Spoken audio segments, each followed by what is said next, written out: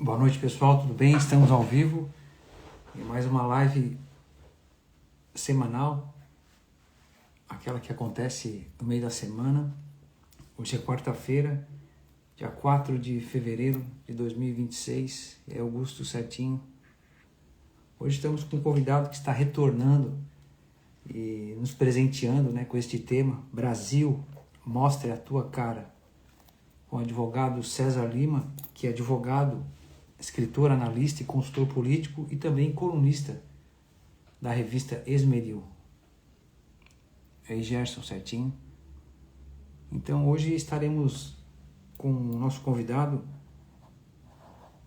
Ele escreve para a revista Esmeril há um certo tempo e um dos motivos que levou a esta live, é a compreensão que o César foi construindo, de forma bastante intuitiva em relação a uma leitura mais precisa dos bastidores desta condição pela qual nos encontramos no cenário atual, onde por vezes pode parecer diluída ou não tão evidente, entretanto, por um olhar mais atento, isso se faz presente e é perceptível. Então o César Lima está por aqui já, vai nos trazer essa clareza como uma testemunha fiel da sua experiência.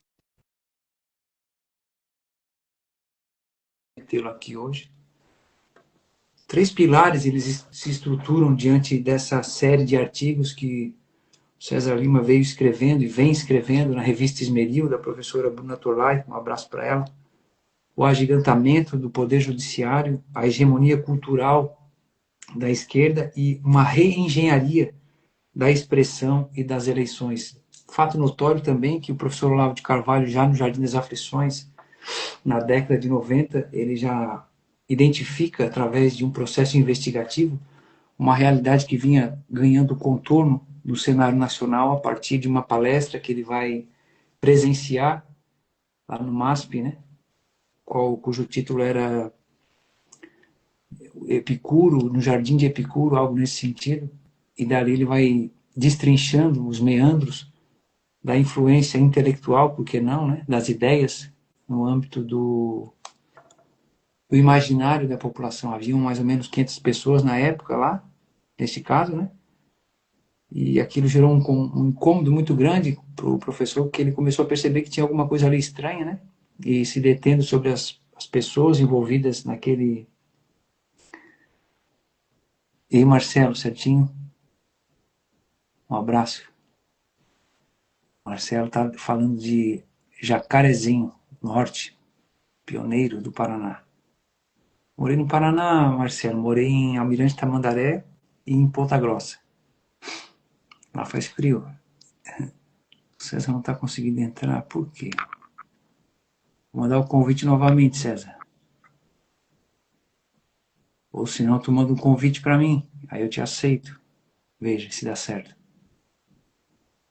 Então o César Lima, de forma muito lúcida, intuitiva, por que não, O César tem uma longa caminhada aí de bastidores no cenário político, da nossa nação, e percebeu, analisou, César. Tua câmera está virada.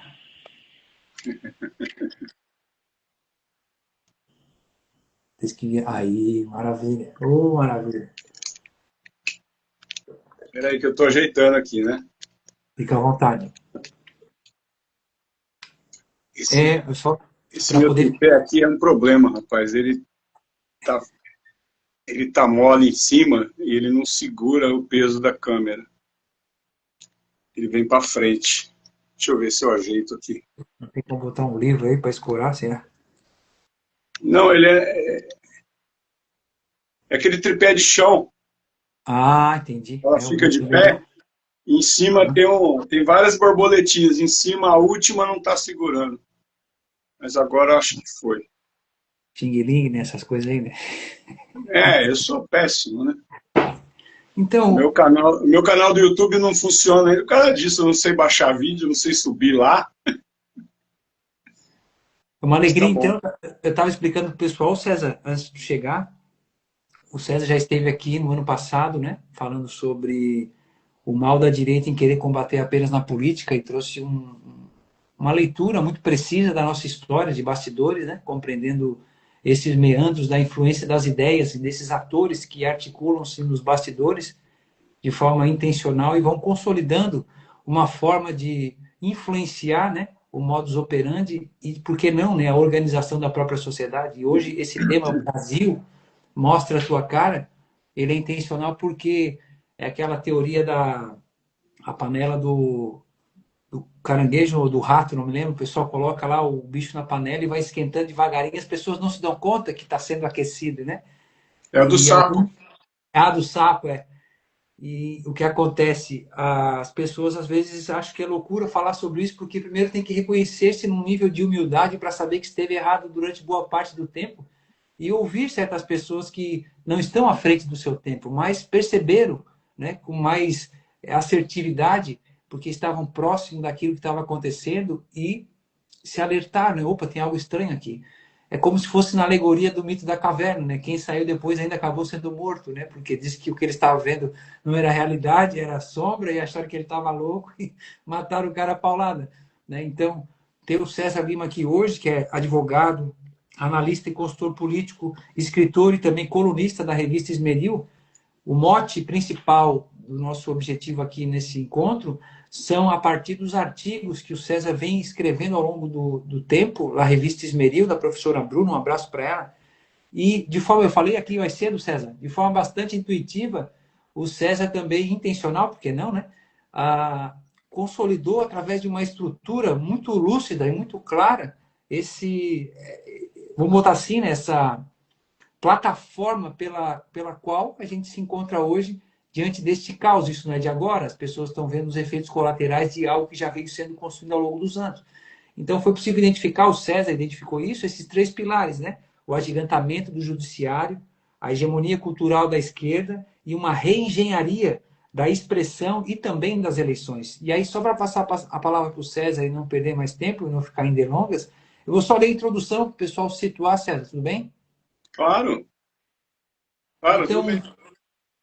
beleza, então, para quem está chegando, não deixe de acompanhar o trabalho do César, ele também tem compartilhado os artigos que é liberado lá na revista Esmeril, o pessoal fazer a leitura, né, e perceber essa clareza em relação à abordagem. Então, sobre o título Brasil, mostra a tua cara, esta conversa não pretende alimentar paixões momentâneas nem repetir slogans.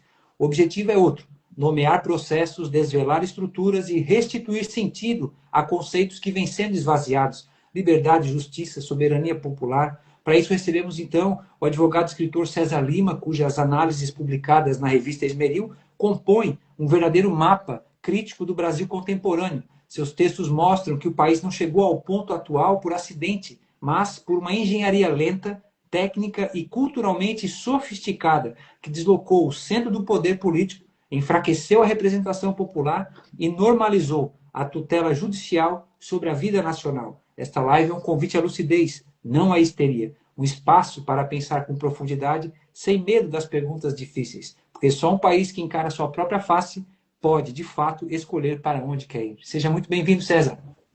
Obrigado, Hugo. É um prazer. A gente manteve uma amizade sólida depois daquele dia, né?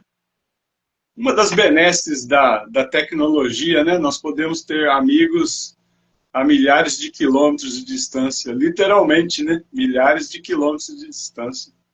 É Isso foi um verdade. prazer acompanhar você durante esse tempo. Só queria dar uma atualizada para você e para os amigos que estiveram na primeira live. Agora eu publico meus artigos que são publicados na Esmeril, eu publico no portal Minuto Notícia, lá do Paraná, e eu tenho um programa agora semanal no canal do YouTube, Guerra da Informação. O programa é às sextas-feiras, por volta de 8 da noite, chama Batalha Cultural. O primeiro episódio foi a semana passada e eu fiz um pequeno, uma comparação do livro O Processo de Franz Kafka e como ele é muito parecido com o Brasil atual e com o Estado em geral no mundo todo, né? Quem não viu ainda está convidado. É o canal do YouTube Guerra da Informação. É só procurar lá eles têm várias páginas separadas lá. Batalha Cultural. O programa de estreia foi semana passada. Estou à sua disposição, meu amigo. Vamos para cima, então. Vamos ser mais breves hoje, né? Vamos lá. Ó, o Augusto deixou fixado aqui, ó, Guerra da Informação no YouTube, o canal onde o César faz. Eu até estava assistindo mais cedo. Ele desconstrói aquela ideia que a gente está tão acostumado a ouvir na mídia, né? Ah, o 1984, do George Orwell e tal. Ele diz, não, o Brasil, o reflexo, o espelho da realidade, ele lembra mais o Joseph Kafka lá, né? Do processo. Sim. O que nos afeta no dia a dia. O 1984, na verdade, o grande irmão, é a própria tecnologia, né? Que para nós é bom e para muitas pessoas é ruim, porque tem esse outro lado. Se você não sabe se defender do algoritmo, você passa a ser um escravo e um observado, né? Você passa a ser 24 horas por dia monitorado. Obrigado, Augusto. Você é um parceirão mesmo, viu? Maravilha. Vamos embora, então. César, quando falamos, e as pessoas provavelmente já ouviram falar, estado de exceção, muitas pessoas ainda pensam em tanques nas ruas. Em que sentido, né, o Brasil vive hoje um estado de exceção, sem ruptura formal, né, do seu sistema político, por que não, né? Olha, na verdade, isso é um novo modo de ditadura que está espalhado pelo mundo, né? Nós estamos vendo nas últimas décadas, na Europa já acontece isso, no próprio Estados Unidos, que é um país institucionalmente mais forte que o Brasil, também passa por isso, é aquela famosa ocupação da esquerda de todos os espaços, né? Quando você começa a ocupar o espaço da universidade, lá em meados dos anos 60, nós temos que lembrar que da universidade saem todas as profissões do Brasil e de qualquer lugar do mundo, né? Saem os médicos, os advogados, saem os juristas, saem os profissionais de mídia, saem os repórteres, saem os jornalistas, saem os comentaristas, saem os professores que vão dar aulas por todo o Brasil. Quer dizer, você dominou, a primeira coisa que você domina é a universidade, você passa a dominar, consequentemente, todos os outros atos da vida humana, né? E quando você começa a dominar todos os atos da vida humana com uma ideologia que, no fundo, ela é autoritária por natureza, esses reflexos vão chegando no Estado. O Estado vai ficando cada vez maior, o Estado vai ficando cada vez mais poderoso, e o Estado poderoso e maior, o fim dele é o autoritarismo, né? No nosso caso aqui no Brasil, essa semente foi plantada em 1988 na Constituição, né? Nós tivemos várias brechas constitucionais, apesar de ser uma das, se eu não me engano, é a maior ou uma das maiores constituições do mundo, uma Constituição repleta de direitos. Você pode ler, na época foi chamada Constituição Cidadã, né? Que era, para nós que estudávamos a Constituição na época, era uma piada, né? A Constituição Cidadã, por quê? Porque ela dava um rol, ela vinha de um contexto de ditadura militar, só que o pessoal exagerou, né? Ali se criou várias brechas institucionais, foram criados dezenas de direitos, direito de tudo quanto é tipo, e aquilo que eles não conseguiram nomear como direito eram os direitos difusos, os direitos da pessoa humana. Quer dizer, tudo no Brasil pode ser constitucionalizado. Quando tudo pode ser constitucionalizado, o resultado prático disso é o que nós vemos hoje. Não tinha outro resultado prático possível, né? Um judiciário gigante que decide sobre tudo. Tudo. Inclusive sobre as questões travadas dentro do Congresso Nacional e do Executivo, né? Porque se tudo é constitucional, a última palavra acaba sendo sempre do Supremo Tribunal Federal. O nosso Supremo, ele não é igual ao Supremo americano, que é uma corte constitucional que respeita os seus limites. Como ele já não tem muitos limites, nós dependíamos antes da integridade dos seus integrantes. Hoje, como tudo está do jeito que está, o poder foi crescendo, e nós chegamos num ponto que hoje nós vemos, né? A própria mídia tradicional, aquela que recebe milhões de verbas do governo federal, que já tem uma tendência autoritária por ser do PT, por ser de esquerda, que já tem essa tendência centralizadora e autoritária, tudo acaba no Supremo Tribunal Federal, e o Supremo Tribunal Federal acaba sendo o juiz de tudo, né? Essa é a explicação. Nós não temos mais aquela ditadura com tanques na rua. Isso aí funciona para paisecos, né? Paisecos que têm esse tipo de coisa ainda, países que não têm a menor importância no contexto mundial. A própria Venezuela é um retrato do que poderia acontecer no Brasil. O Brasil é muito mais complexo, muito maior, tem uma complexidade maior que a Venezuela, mas ela foi seguindo mais ou menos esse mesmo caminho. O Hugo Chávez, quando assumiu lá atrás, ele não falou, eu vou ser o ditador. Não, pelo contrário. A coisa foi sendo infiltrada, até o ponto que...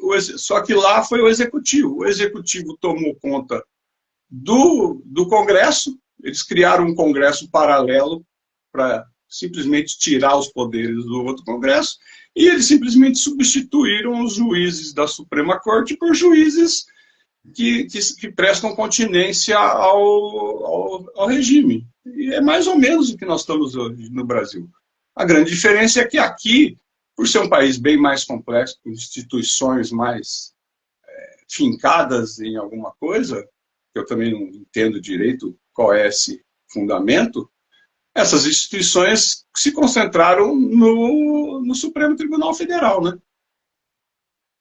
Muito bem. Um abraço aqui para o Samuel Freitas, Jumento Carcará. Boa noite, meus amigos. Hugo e César, sempre uma... Samuel, ele tinha me prometido o livro autografado e eu recebi a semana passada. Já fiz um react do livro dele. Excelente. Já estou lendo, já li vários contos. Maravilhoso o livro. Abraço, Samuel. Ele vai estar aqui em breve com novidade aí, né, Samuel? Então, César, enquanto você estava falando, eu estava me lembrando, não é em complemento, mas com uma dúvida diante do que você colocou. Pelo que dá de entender, a gente pode afirmar que há uma politização da vida diante dessa estrutura que foi sendo construída, né? Tomando conta do judiciário se consolidando como esse órgão agora que não simplesmente preza, né, o guardião da lei, né, como se diz, né? Ele agora dita, né, não só a lei, mas moraliza todo o processo diante da sua concepção de mundo, né? Exatamente, isso acontece. Mas isso aí é típico do modelo revolucionário, né? O modelo revolucionário, qual é a grande diferença dele do movimento conservador? O revolucionário, ele politiza a vida toda, desde a intimidade do sexo, do gênero, de delimitar moral, ele politiza tudo. A vida pro militante progressista, ou de esquerda, como preferirem falar, ela é politizar a vida, né? O conservador não. O conservador, normalmente, ele está em desvantagem nessa luta, porque o que os conservadores querem? Eles querem manter a vida deles, tocar suas famílias, os seus negócios, comparecem nas eleições. O pessoal acha que o conservador não quer mudança. Sim, os conservadores, eles buscam mudanças, mas eles não confiam muito nas pessoas. Eles não confiam muito nos homens.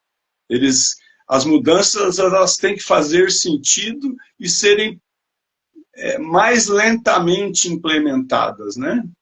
Essa é a grande sacada do conservador, que o progressista ou não entende, ou de má fé distorce. Não é que o conservador... eu como conservador, o que eu quero conservar desse Supremo que nós temos hoje. Eu não quero conservar nada. A instituição é importantíssima. Nós temos que lembrar que as instituições de um país, elas são importantíssimas. O problema é que eu não quero conservar o que está aí, eu quero que isso seja mudado. Né? Eu quero que seja mudado, eu não quero que tenha um golpe de Estado e que derrube as instituições e fique uma pessoa lá mandando. De jeito nenhum. Eu quero que as instituições sejam limpas, que as instituições voltem para dentro do regramento, que funcionem de acordo com as leis, né? Isso é ser conservador. César, já que você mencionou o STF, a nossa próxima pergunta vai nessa esteira, porque nos seus artigos você afirma que o protagonismo do STF não é um desvio pontual, mas o ápice de um processo longo, onde, historicamente, esse processo começa a se consolidar no Brasil. Sim, na verdade isso ocorreu em várias partes do mundo, né? Nos Estados Unidos nós vimos o que foi feito lá com Donald Trump. Gostando ou não gostando dele, o que os democratas fizeram, o que foi? Eles, através... Isso é bem complexo de explicar e vai fugir daquele negócio da gente fazer uma live mais enxuta. Mas, em resumo, eles tomaram conta de todos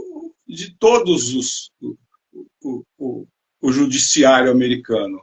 Lá, os juízes e promotores são eleitos. Então, o que acontecia? Os financiadores democratas começaram a investir dinheiro na eleição de juízes e promotores que eram progressistas.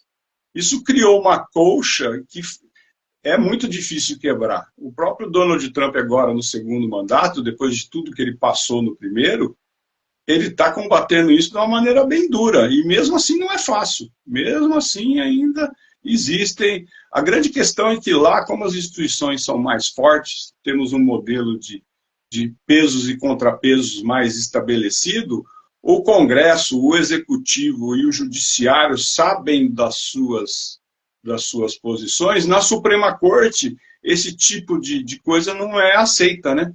Até porque lá foi construída uma Suprema Corte mais conservadora. Conservadora não no sentido de ser trumpista ou ser outra coisa. Conservadora no sentido de preservar o que a Constituição quis dizer. Que é diferente do Brasil. Aqui, a Constituição quis dizer é revista todos os dias. Quando eu já disse em um outro podcast que eu fui, a Constituição, quando você quer a tarefa de interpretar a Constituição, às vezes tem um artigo que não tem um sentido direto, isso é normal com as leis, só que existe os anais da Constituição. Que são os anais da Constituição? É isso que nós estudávamos. Todo estudioso de direito constitucional, ele não estuda só a letra da Constituição e os livros a respeito e o que os juristas dizem. Eles vão nos anais, que os anais são a transcrição de toda a discussão que foi feita. Tudo que foi debatido, tudo que foi falado pelos constituintes está nos anais. Então, ali, você pega um artigo que cria uma certa dúvida, você lendo os anais, você vai entender o que os constituintes queriam dizer com aquele artigo. Não tem essa dificuldade enorme de ler um artigo da Constituição e ficar pensando, o que ele quis dizer aqui, será que foi isso? Não, você vai nos anais, você vai ver o que eles quiseram dizer. E aqui no Brasil, aquela questão que eu falei para você da Constituição viva, por que é difícil aceitar isso? Porque o direito romano, que é a nossa escola, ele não permite isso. Você tem que seguir o que o Constituinte fez, o que o Constituinte quis dizer com aquele artigo. Não ficar dando novas interpretações, tentando adaptar a Constituição a fatos modernos ou fatos posteriores à Constituição, que é o que acontece no Brasil, né? Acontece no Brasil. No direito anglo-saxão, isso é mais fácil. Até porque, por exemplo, a Inglaterra não tem uma Constituição escrita. Então, uma Suprema Corte na Inglaterra, ela tem alguma liberdade de atuar. No Brasil, nos países de tradição romana, de direito romano, não é possível isso. Nós temos que nos atentar ao texto da lei e ao que o Constituinte colocou. caso haja necessidade de mudança e adaptação, de quem é essa responsabilidade que está na própria Constituição? É do Congresso Nacional, não é do Supremo. Não é o Supremo que fala, esse artigo aqui está mal redigido, vamos redigir de outra maneira. Não é assim que funciona. Existem as emendas constitucionais que têm limites, têm tamanho de quórum para ser aprovado, entendeu? Tem todo um processo constitucional para que façam emendas à Constituição. O Brasil também já tem uma Constituição, até isso já foi desprezado, porque nós temos praticamente uma outra Constituição escrita em cima da Constituição, de tanta emenda que já tem. Então, a nossa fraqueza institucional permite esse tipo de coisa que, se você fosse seguir rigorosamente o que está na Constituição, e olha que não é uma Constituição boa, é uma Constituição bem ruim, mas seguindo o que está na Constituição, muita coisa seria evitada do que nós estamos vendo hoje, né? Muito bom. Ô César, não sei se tu queres comentar, eu deixo para o final aqui, o Samuel fez uma pergunta sobre o direito positivo. Pois não. Se ele pode ser um substrato dessa intervenção revisionista e revolucionária. Eu já escrevi sobre o direito positivo, sobre o positivismo na Esmeril. Eu até aconselho a ele procurar lá. Eu agora não tenho de cabeça o nome do artigo, mas eu já escrevi uns 2 ou 3 artigos que falam sobre isso, né? Infelizmente, o positivismo, na verdade, ele é um fruto do iluminismo, né? É aquela coisa, o direito antigamente ele era baseado no cristianismo, né? Ele vinha basicamente do direito natural. Acontece que tem o movimento do positivismo e tem o positivismo, que é com relação às leis, que é de os homens mesmos ditarem quais são as regras, né? Através de regras, tudo será controlado na sociedade. Isso é um problema em si, sempre foi um problema, mas é o que temos hoje. Não adianta nós falarmos da antiguidade, da Idade Média, porque, na verdade, é o que temos hoje, né? Eu não vou fazer uma filosofia em cima disso, sou apenas um curioso em filosofia, não sou, já te falei isso, eu não sou filósofo, não tenho estudo filosófico suficiente para emitir pareceres filosóficos, eu apenas consigo enxergar dentro da filosofia do direito, é o que temos, é o positivismo de hoje. E nós teríamos que nos atentar, né? Na verdade, essa questão aí essa questão do ativismo judicial é um contraponto ao positivismo, porque, na verdade, o positivismo que vige no Brasil é você seguir a lei. Esse movimento do ativismo judicial, da Constituição viva, é justamente o contrário, é pegar a lei como uma base e você, através do entendimento do juiz, aplicar essa lei de acordo com os casos que ele entender da maneira dele. Quer dizer, não funciona, né? Porque eu sou julgado por uma lei, o outro é julgado por uma lei que o juiz interpreta de outro jeito. Quer dizer, como funciona isso, né? É o que nós vemos no Brasil, né? Esse movimento ele tem uma característica muito forte num país institucionalmente fraco como o Brasil. Aqui causa insegurança jurídica. Qual estrangeiro vem para um país onde ele não sabe, ele está acostumado no país dele, que ele tem, se alguém romper alguma regra, ele vai ser ressarcido, ou ele vai receber o que é devido, ele chega num país onde que não sabe. Olha, tem essa lei aqui, mas a gente não sabe, tá? Se acontecer alguma coisa, vai depender de quem põe dinheiro nisso. Né? Nós vemos já um sentido econômico. Eu não gosto muito de tratar da parte econômica, porque eu acho a parte não é menos importante, mas ela é secundária, né? Eu não queria abrir consequência. Eu não queria abrir esse precedente, já que tu mencionou essa questão do imigrante, né?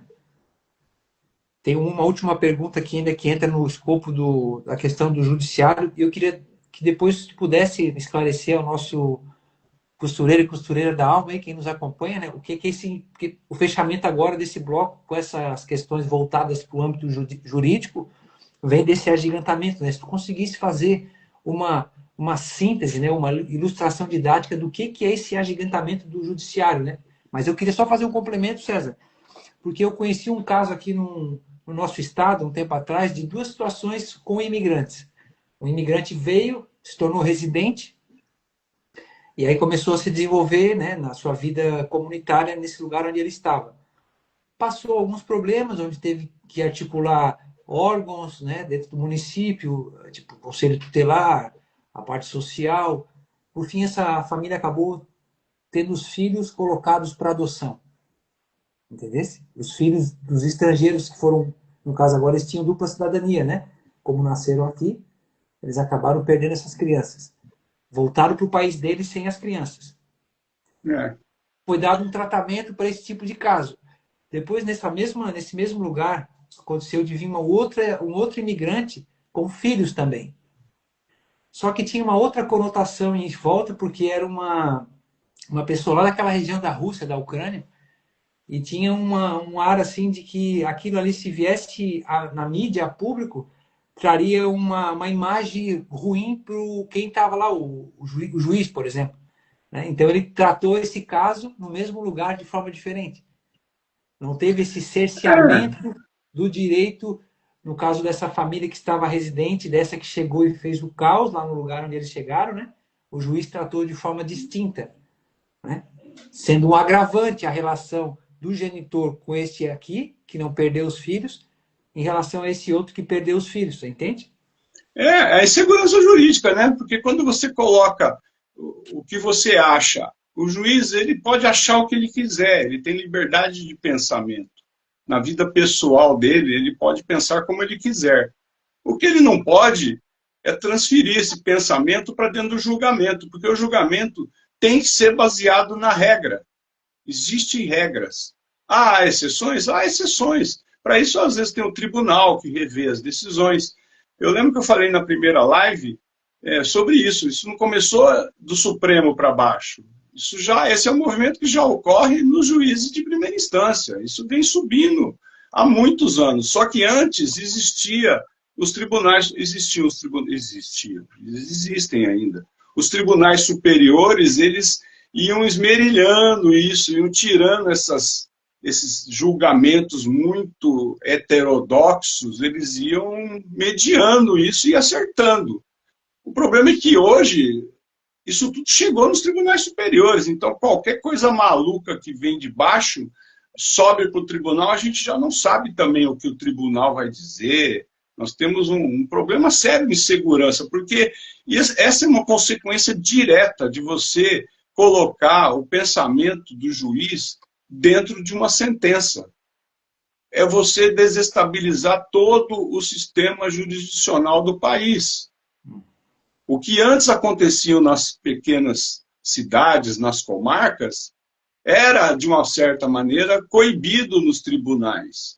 Hoje não tem coibição nenhuma. Hoje, às vezes, um juiz de primeira instância ele dá uma decisão corretíssima, vai para o tribunal, a coisa vira de uma maneira, quer dizer, ninguém mais sabe. Você não tem mais como... Antes eu dizia, quando eu atuava ainda, eu dizia para os clientes, olha, de acordo com que a gente vai... Esse recurso que a gente está... Esse juiz que está julgando, normalmente as decisões dele vão nesse sentido. Se ele negar o nosso pedido, o tribunal, se for para a turma tal, a jurisprudência vai para esse lado. Se for para a turma tal, a jurisprudência vai para o outro lado. Hoje em dia não teria mais como fazer isso, não tem mais como fazer isso. O que o juiz vai decidir? Não sei.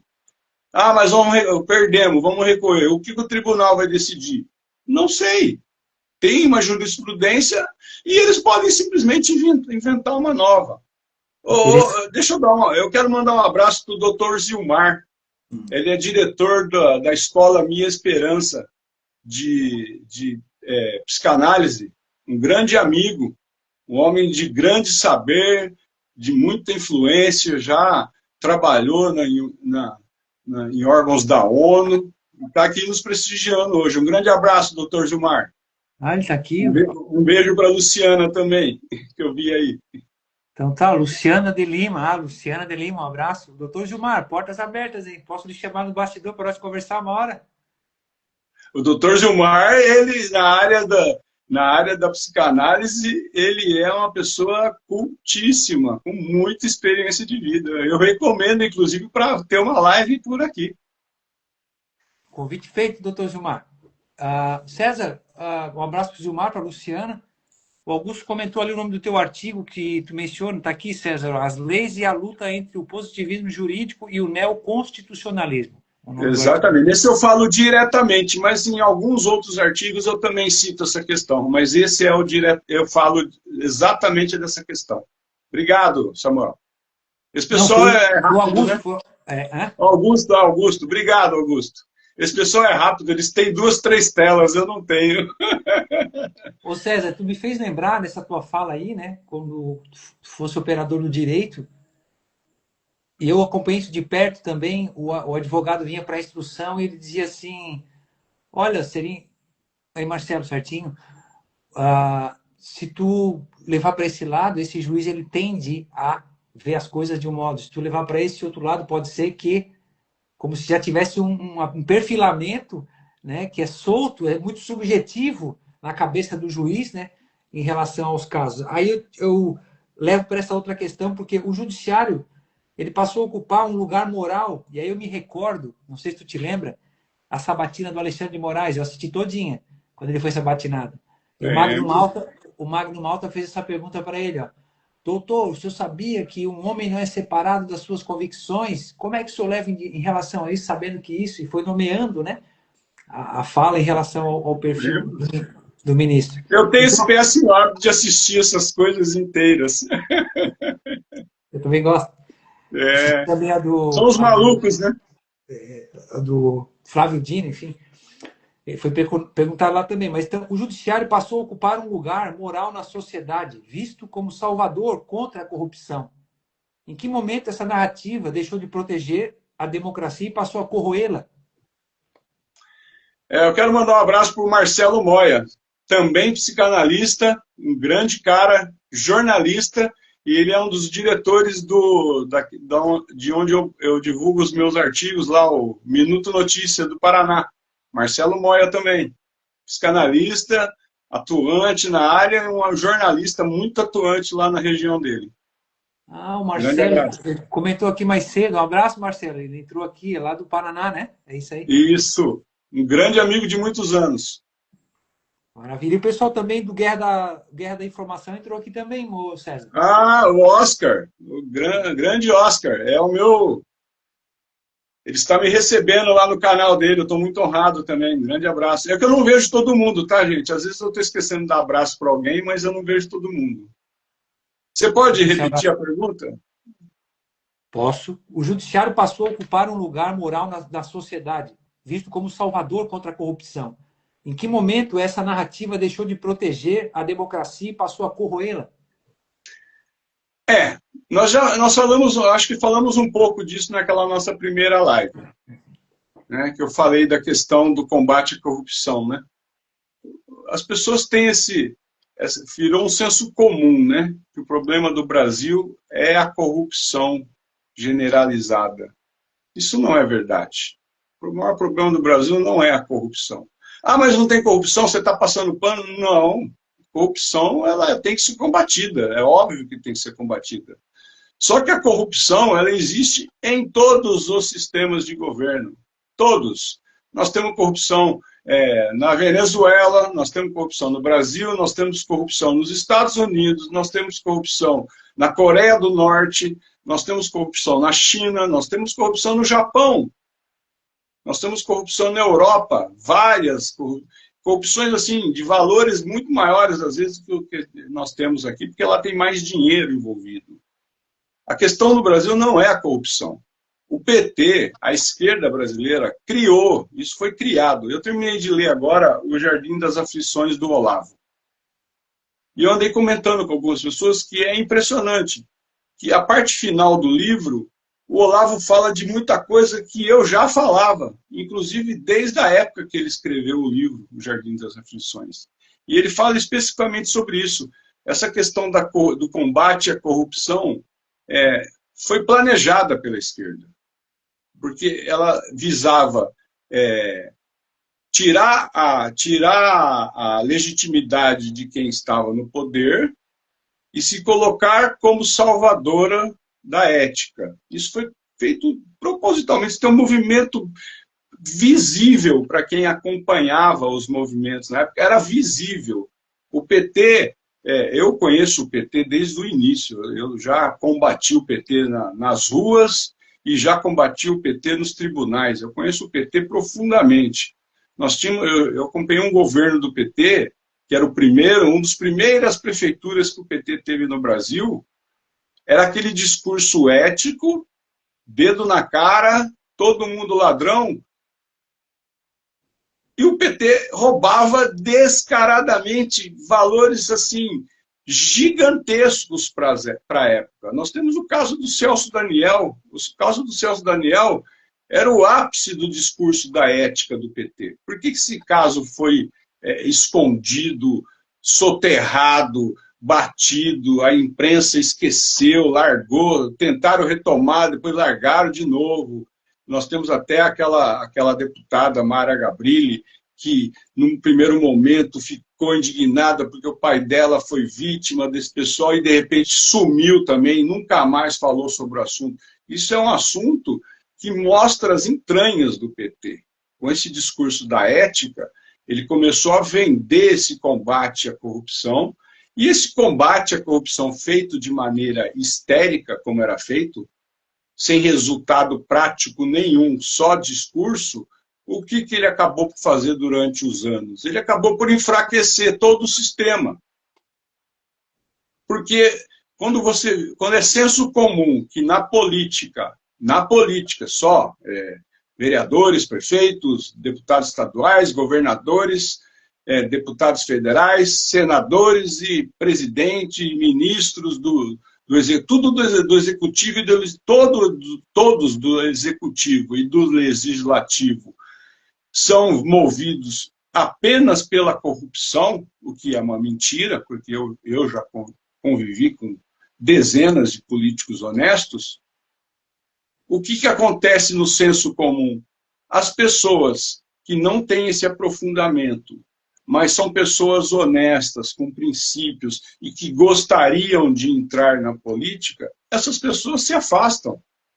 E elas se afastando, elas vão abrindo margem para mais pessoas corruptas entrarem. Isso vira um sistema de retroalimentação que você criou no Brasil o significado político ladrão. Quer dizer, quem não é ladrão não quer ser político. Então, quem sobra para ser político? Só os ladrões. Aí vão para as urnas. Aí nós vamos falar de modelo eleitoral brasileiro que alimenta isso, partidos políticos que alimentam isso, porque virou tudo um grande negócio. Por quê? As pessoas boas se afastaram, as pessoas más tomaram conta. Não há vácuo de poder. Não há vácuo de poder. Vários políticos que eu conheci durante minha carreira, que eram bons políticos, honestos, queriam o bem da sociedade, essas pessoas não estão mais, saíram da política. Eu vi vários saírem da política. Vários abandonaram, não quero mais. Eu tinha uma vida tranquila, entrei na política, fiz um bom governo, um governo correto, e agora acabou meu mandato, o Ministério Público, que saíram dessas universidades, de onde nós vemos que saíram todos. O Ministério Público agora abriu 20 ações contra mim, eu não tenho mais sossego, eu não tenho mais paz, eu nunca mais volto para a política. Isso aí é um movimento que expulsa. Quem está enrolado, quem está recebendo milhões de propina, não está preocupado se tem 10, 15, 20 processos. Um cidadão comum, honesto, trabalhador, se tiver 10 processos, 20 processos, primeiro que ele vai falir financeiramente. Ele não tem como lutar contra o Estado sem quebrar financeiramente. Mesmo gente rica, tá?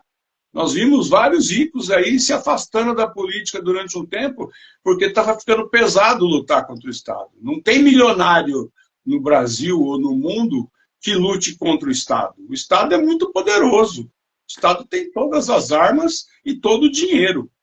Então, você corrompeu a política através desse discurso de combate à corrupção.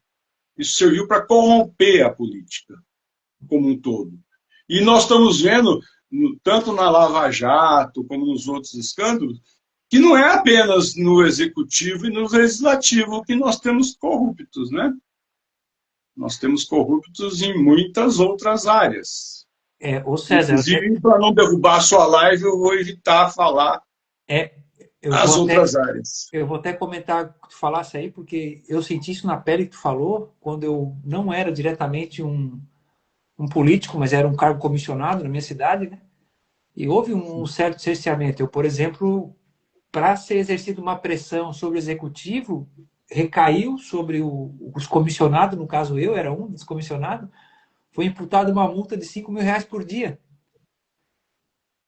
Exatamente. Loucura. Sempre vai na ponta mais fraca. Porque é uma outra, isso é um outro senso comum também, tá? E aqui, meu respeito aos bons funcionários públicos. Na minha família há muitos funcionários. Meu pai foi funcionário público a vida inteira. Honesto, trabalhador, cumpridor de seus deveres, com consciência de trabalho, tá? Não estou falando de funcionários públicos em geral. Mas isso, no funcionalismo público, também é uma maneira que a esquerda encontrou de criminalizar todo mundo.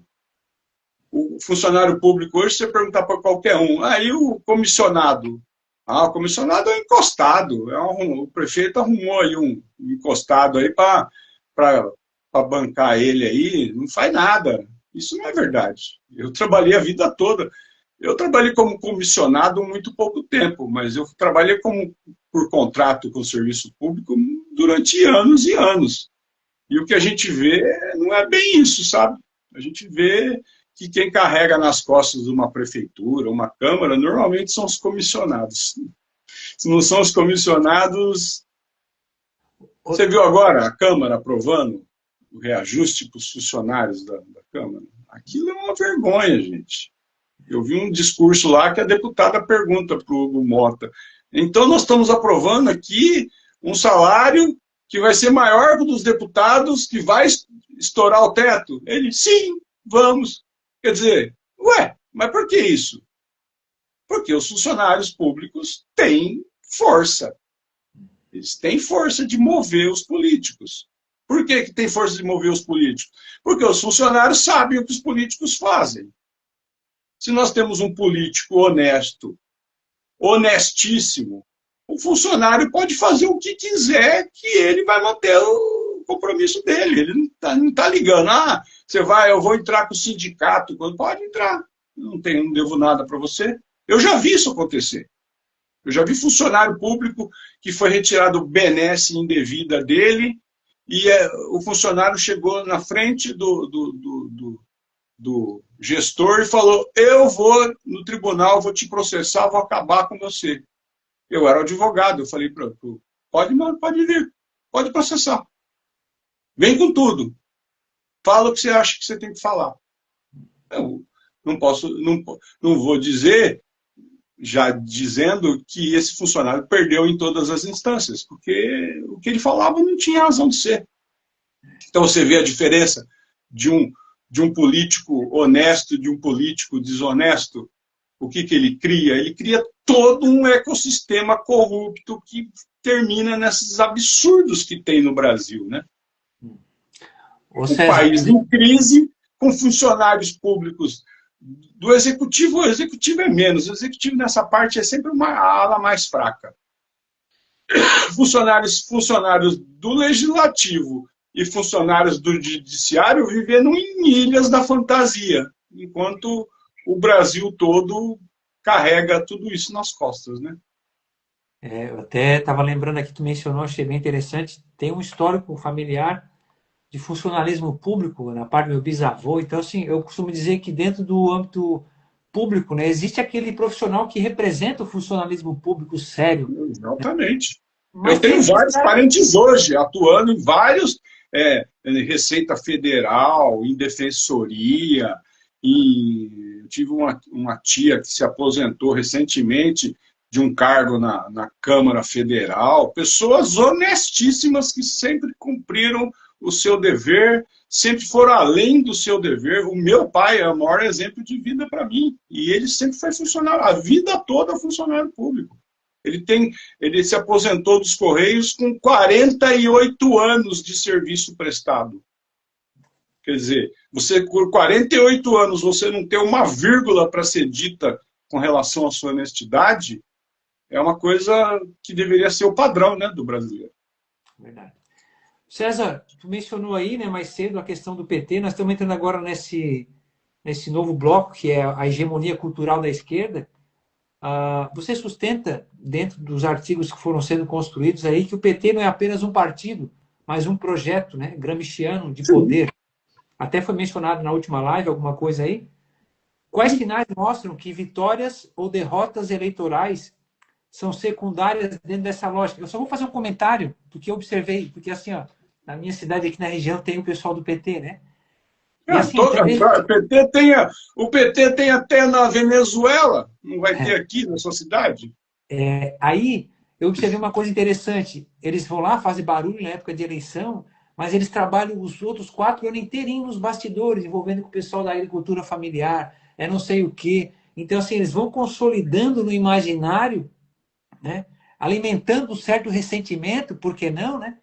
E tomando conta, eu queria entender melhor isso aí, que as pessoas também pudessem entender de onde vem, né, essa lógica de que o processo é lento e gradual, que a eleição ela é importante, mas ela seria secundária dentro desse projeto maior. A eleição é um detalhe para eles, entendeu? O Lula, estava tudo preparado para o Lula ser o presidente em 89. Fidel Castro apostou todas as fichas em Lula. O Foro de São Paulo estava já nos embriões do que viria a ser o Foro de São Paulo, já estava tudo apostado que Lula seria o presidente. Já estavam contando isso. É que na época a imprensa ainda fazia alguma coisa, né? Apesar que muita gente fala, a imprensa sacaneou o Lula em favor do Collor, e vejam o que deu. Não foi bem isso que aconteceu, né? O problema é que esse pessoal trabalha junto há muito tempo, né? Essa questão do Foro de São Paulo, o Foro de São Paulo é um grupinho que se reúne lá desde os anos 90, o pessoal comunista velho que fica lá conversando. Não, nada disso. O Foro de São Paulo é uma organização no sentido técnico da palavra. Eles são extremamente organizados. E o PT é um partido extremamente organizado. O PT, apesar de se vender como partido dos trabalhadores, ele foi criado por intelectuais da USP. Intelectuais da USP, com o pessoal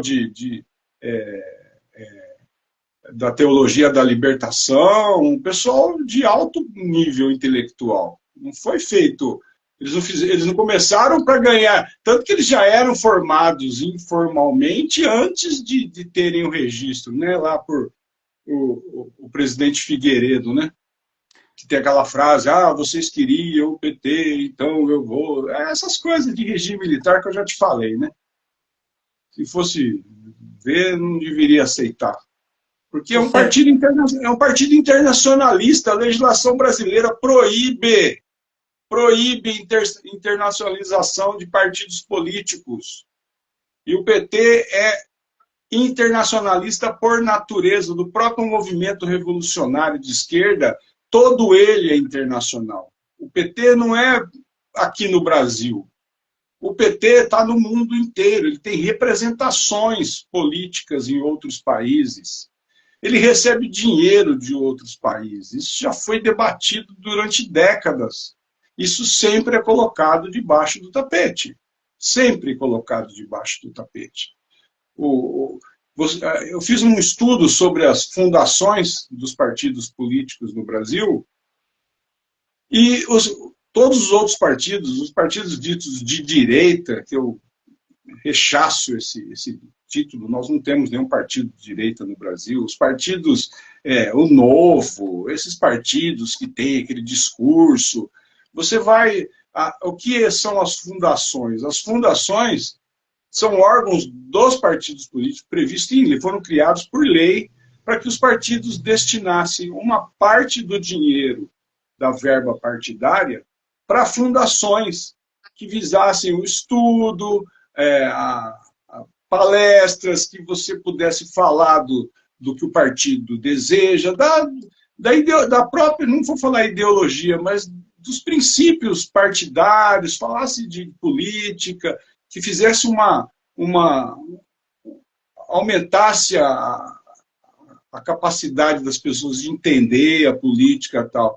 Se você entrar nos sites desses partidos, dessas fundações, é uma coisa grotesca, sabe?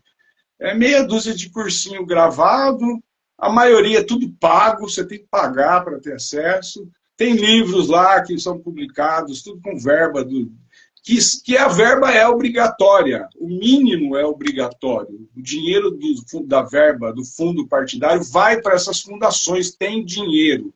Só que isso tudo é feito de uma maneira muito amadora, não sei, às vezes, eu não vou nem acusar alguém de fazer alguma coisa errada, mas dá para ver, às vezes, que tem uma triangulação, uma maneira desse dinheiro ir, mas não ir direito. Você vai na Fundação Perseu Abramo, que é a do PT, é uma coisa gigantesca. É uma coisa gigantesca. Os caras têm milhares de livros, muitos são gratuitos por livros digitais, livros físicos, é tudo gratuito. Você tem cursos, seminários, tem palestras, você dá emprego para um monte de professor. Quer dizer, eles têm uma organização que mantém todo mundo recebendo dinheiro para se manter ativo na militância. Aí você, com essa militância paga, que é muito bem paga, essa militância desce e tem a militância não paga, entre aspas, né? Isso tudo, imagina isso sendo feito desde os anos 60. Não é a Fundação Perseu Abramo, não tem, mas a organização da esquerda mundial é nesse nível. Por que nos Estados Unidos o país, em 3 décadas, ele despencou? Porque a esquerda tomou conta dos Estados Unidos. O próprio Partido Democrata, que era um partido de centro. Você vê John Kennedy hoje, o presidente Kennedy hoje, ele seria um republicano. Ele teria sido expulso dos democratas. Porque os democratas hoje é aquela militância que elegeu um muçulmano comunista como prefeito da maior cidade do mundo, da cidade onde o capitalismo nasceu. Uma cidade que gira em torno do capitalismo, que depende do capitalismo, ela é o centro do capitalismo. Aí você tem um prefeito comunista e muçulmano. Como que isso aconteceu? Tem que estudar a história americana para ver. Não vou entrar nos detalhes. No Brasil e na América do Sul é a mesma coisa. O problema é que a América do Sul, o brasileiro, parece que tem uma barreira com o resto da América do Sul. Isso vem desde a época do Império, porque quando os países foram ficando independentes, todos os outros foram sendo repúblicas. O Brasil era o único império. Era o maior país, o mais rico. Então, formou-se quase uma divisão entre esses países. Hoje, quem não busca, não tem como saber o que acontece nos outros países. Eu recomendo aqui, eu vou fazer, inclusive, o meu próximo programa lá no Guerra Cultural, eu vou falar sobre o livro O Foro de São Paulo e a Pátria Grande. Por quê? Porque as pessoas não entendem. A imprensa aqui não dá notícia. É mais fácil a gente saber o que está acontecendo em Paris, em Gaza, na Coreia, ou nos Estados Unidos, do que a gente saber o que acontece aqui na Argentina, do que acontece no Equador. Os movimentos, eles estão muito mais integrados entre eles e eles combatem o Foro de São Paulo há muito tempo, de maneira organizada. Por isso que está tendo essa virada que ninguém sabe o que está acontecendo, mas a América Latina ela está virando, ela está expulsando a esquerda de todos os países, de maneira organizada. O Brasil fica alheio a isso, tá? O Brasil está sempre alheio a isso. Então, por que está sempre alheio? Porque não se enxerga o PT como um think tank revolucionário internacionalista. O Foro de São Paulo, como instituição, ele tem convênio, contratos, intenções assinadas com vários partidos comunistas de outras. Eu vi o livro que você pegou. Esse livro eu não conheço o livro, eu já ouvi falar muito bem dele. Mas eu acho o do Paulo Henrique mais completo. Aqui o Heitor de Paola, ele não foca muito, né? Ele dá uma pincelada, um vislumbre. Não, o Paulo fala, esse livro serviu de base para o Paulo, inclusive. Ele serviu de base. O Paulo, ele era aquele aluno do Olavo que seguiu aquele conselho, pegou um tema do Olavo, que o Olavo não esticou muito, para aprofundar. Hoje, o maior entendedor de Foro de São Paulo na América Latina é o Paulo Henrique Araújo. Meu abraço para ele. Ele aprofundou esses livros todos aí, porque ele usou esses livros como base. E é um livro que você passa a entender todo o funcionamento, não só do PT, mas o PT é praticamente o partido principal do Foro de São Paulo. Ele é o partido, inclusive, a esposa do Delúbio Soares é a atual secretária-geral do Foro de São Paulo. Entendeu? Quer dizer, o PT está... Pode falar. Eu estou escrevendo agora para esse ano, a partir de março, no jornal aqui da minha cidade, eu escrevo vai fazer uns 3 anos. Eu estou fazendo uma coletânea como o lobby de um partido era, que é construindo todos esses meandros aí, né, do Partido dos Trabalhadores, como que ele foi se consolidando, os ideais, onde é que ele alcança essa dimensão internacionalista. Então, tem a ver muito com o que tu já trata, inclusive, uso como referência o fundamento de muitos dos teus artigos lá na revista Esmeril, né, entre outras bibliografias que eu fui consultar, mas é para dar esse norte, porque as pessoas, elas não... Às vezes eu fico... Por que o pessoal não gostava do Olavo, apesar das críticas e tudo mais? Aí, com todo respeito, o velhinho falava alguma coisa que confrontava a pessoa, ela não estava disposta a baixar a guarda para rever a sua... Ele tinha os defeitos dele, era homem igual a nós. Sim, claro.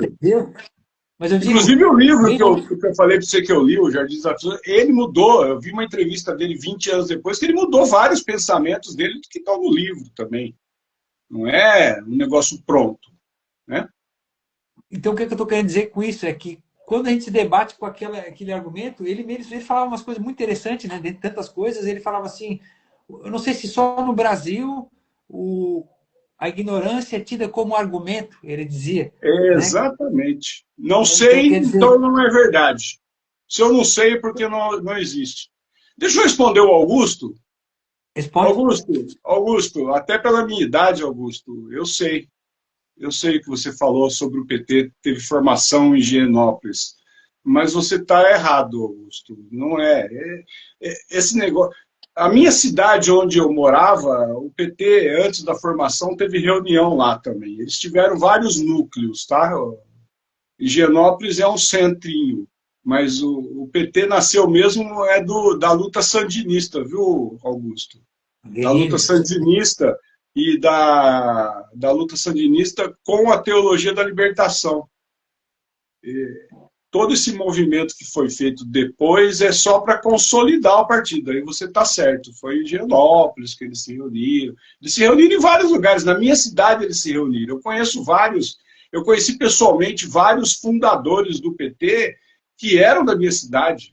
Uma das primeiras cidades do Brasil que teve prefeitura do PT foi aonde eu comecei minha vida profissional. Não vou dar palanque, não vou falar o nome, mas foi na minha cidade. Na minha cidade o PT era fortíssimo. Eu conheci vários desse Frei Beto, esse pessoal, tudo frequentador da minha cidade. Tá? Eu conheci pessoalmente projetos deles ali dentro. Eu conheci a paróquia onde o bispo, o padre, todo mundo era teologia da libertação. Tá? Esse aí, quando nasceu, ele nasceu gigantesco já. Só para dar uma notícia para o Augusto. Ele Ô, nasceu César, gigantesco porque ele já estava pronto. não sei como ele não virou petista, assim, não, ele era vacinado, ele teve uma boa É formação. porque é aí que tá, eu sempre fui muito estudioso, Augusto. Eu leio muito desde os 8 anos de idade eu leio. Então, quando eu cheguei na época do segundo grau e da faculdade, quando estava borbulhando o PT, nascendo e começando a borbulhar, eu já era vacinado de tudo isso, meu amigo. O máximo que eu fui naquela época era liberal. Só que eu também, hoje em dia, você vê, a gente evolui. Eu nem gosto muito de liberal, na verdade. Os meus amigos liberais que me perdoem, eu não gosto muito de liberal.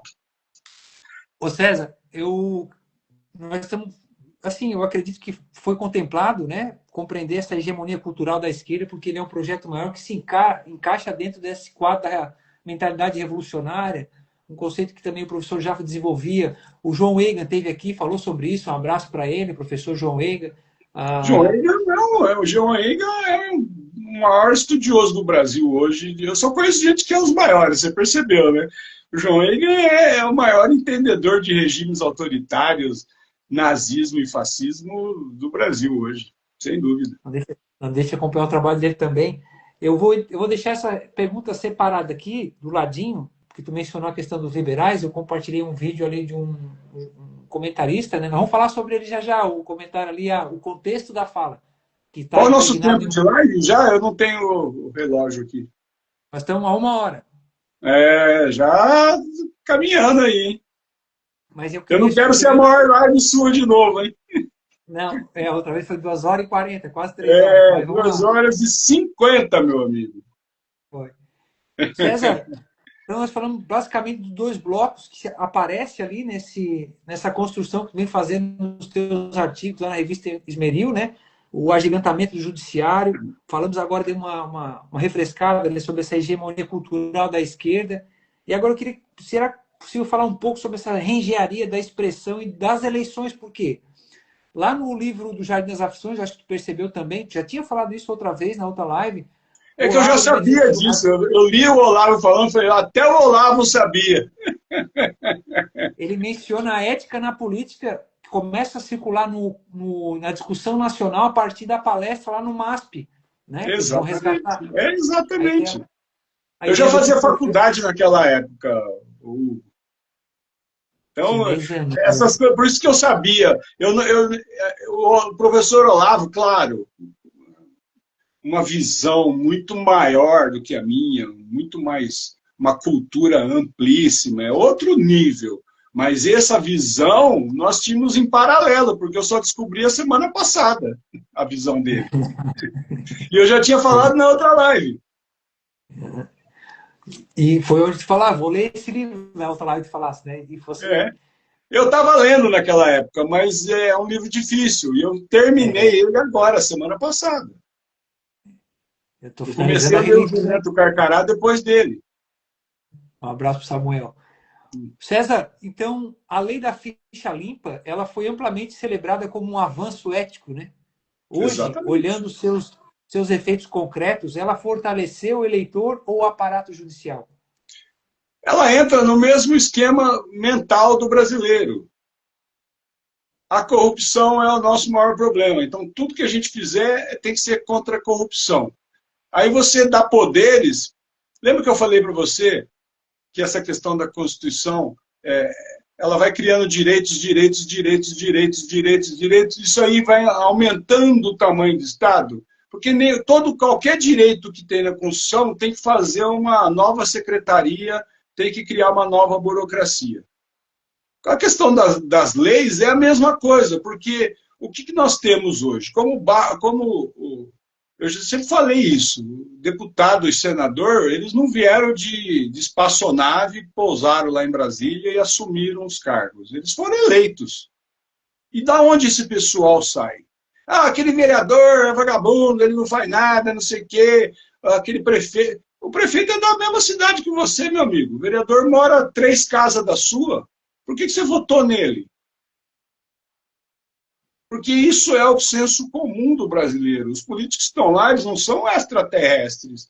eles saem do Brasil, eles são brasileiros. Eles não vieram de outro planeta, eles não são invasores americanos, eles estão aqui junto com a gente. Eu saio na rua, eu cruzo com o vereador, eu vou na igreja domingo, eu cruzo com o vereador, eu vou na feira, eu cruzo com o vereador. Quer dizer, se eles são vereadores, é porque a gente votou neles. Então tem que haver um meia-culpa do Brasil, do brasileiro. Falar, eu estou votando mal, eu não estou sabendo escolher. Eu estou escolhendo aquele que fica me prometendo direitos. E aquele que está te prometendo direitos, ele vai te entregar alguns desses direitos. Só que o preço que vai custar esses direitos grátis, que é sempre o grátis, né? Esse grátis, esse direito grátis, ele custa 10 vezes mais caro que se você fosse pagar por eles.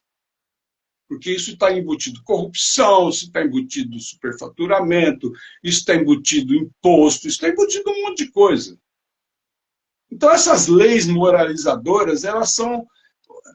Às vezes, eu acredito, na maioria dos deputados, senadores que votam essas leis, que eles estão bem intencionados, mas eles estudaram aonde? Eles não estudaram na Suíça. Eles estudaram no Brasil, eles fizeram faculdade no Brasil, fizeram segundo grau no Brasil. Então, eles são vítimas desse discurso da corrupção, da ética, entendeu? Não adianta você ter lei que vai moralizar alguma coisa se você não tem ética por trás. Porque se você não tem ética por trás, a lei entra por um lado e sai pelo outro. A lei da ficha limpa foi vendida, e caso as pessoas não saibam, os organizadores, aqueles que fizeram abaixo-assinado, que pediram a lei, que fizeram propaganda, é tudo pessoal de esquerda. Todo mundo era de esquerda naquela turma. Todo mundo era de esquerda. E qual que é o intuito dessa lei? Combater a corrupção? Alguém viu aí algum deputado, algum senador, algum prefeito, governador, presidente, alguém não cometer mais crime? Ninguém viu. O que a gente viu é justamente o quê? Poder para burocrata não eleito. Quem é burocrata não eleito que tem poder de decisão? Juiz. Quer dizer, é a mesma história da Lava Jato que eu falava. Eu não critico a Lava Jato pelo que ela descobriu. Eu critico a Lava Jato porque aquilo é o movimento do próprio sistema. Como é hoje a história do Banco Master. Todo mundo falando do Banco Master. Por que está todo mundo falando do Banco Master? Até a imprensa que era paga para não falar de nada está falando do Banco Master. Porque é o próprio sistema brigando com ele. É o próprio sistema tentando se brigar por espaço de poder. Porque senão isso aí nada vai para frente. Uma lei que você cria, que quem decide quem pode ser candidato ou não, quem que vai manter o mandato ou não, é um juiz, ou um grupo de juízes, pronto, você acabou com a representatividade. Você acabou com a representatividade. Ah, mas você quer dizer então que um político corrupto não pode ser? Pode! A questão não é essa. O problema é que nós temos leis penais que punem quem comete crimes. Essas leis servem para políticos também. O problema é que essa lei ela não é para punir quem comete crime. Ela usa essa desculpa para dizer para uma autoridade não eleita: olha, esse cara não vai poder concorrer. Eu tenho um julgamento, ele foi julgado aqui mês passado, ele recebeu uma sentença, ele não vai poder concorrer na próxima eleição. Esse cara aqui teve 5 milhões de votos, mas a gente está anulando tudo isso aqui porque ele tem um processo lá que transitou em julgado, que ele perdeu os direitos, então nós vamos tirar ele não tem mais. Os 5 milhões que ele teve de votos não vale nada, vale a decisão daquele juiz lá, ou daquele grupo de 3 juízes, ou daquele grupo de 5 juízes. São eles que decidem por 5 milhões de pessoas, entendeu? Você vê nos Estados Unidos, onde as instituições são mais fortes, que quem é pego em corrupção, e a mídia é livre, então você tem mídia dos dois, não tem esse negócio de mídia isenta, imparcial. Isso é uma mentira no Brasil também. Não tem mídia isenta, imparcial. Todo mundo tem lado. A questão é você ser honesto com o lado que você é e você contar a verdade. Aqui no Brasil, não. Aqui no Brasil interessa para a mídia queimar o cara, como fizeram com o Lula na época do Collor, queimaram o Lula e o Lula não foi eleito. E em seguida mudou o interesse. Quem que eles queimaram? O Collor.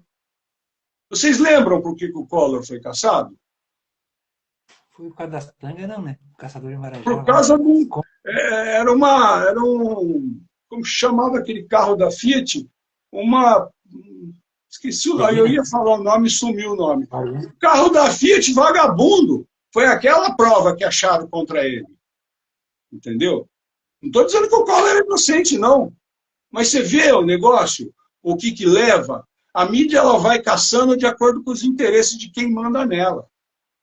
Não é que nem num país sério. Lá nos Estados Unidos, o cara tem um grande escândalo, o Ministério Público vai em cima, o juiz vai em cima, a população vai em cima, a mídia fica em cima. E se ele não for condenado, alguma coisa acontecer, na próxima eleição ele não é reeleito. Aqui no Brasil, não. Aqui no Brasil, o cara tem 20 processos, na outra eleição ele vai lá e é reeleito. O problema é o quê? É o povo que fica reelegendo o cara, ou o problema é faltou o juiz para dizer que não é para votar naquele cara? Eu não acho que é o juiz. Eu sou contra. Burocrata não eleito não se mete em eleição. Para mim, o defeito do Brasil é querer que sempre tem alguém que vai controlar quem ele não consegue controlar. Controle você aí na sua casa. Pare de votar nesses caras. Entendeu? Em vez de ficar pedindo para o juiz fazer isso, porque o juiz vai fazer isso com ele hoje, que é do seu agrado. Amanhã ele vai fazer com o Bolsonaro, que não é do seu agrado. Depois de amanhã ele vai fazer com o Lula, que não é do agrado da outra parte. Eu acho que as pessoas, políticos, têm que ser julgados pelas urnas e pelas leis. Não ficar criando lei para alguém dizer para a gente quem pode e quem não pode receber nosso voto, entendeu? Esse é o meu ponto. Muito bom, César. Eu até anotei aqui, isso aí dá uma boa reflexão. Burocrata não eleito não se mete em eleição. Né? Boa. No Brasil não é bem isso que acontece, né?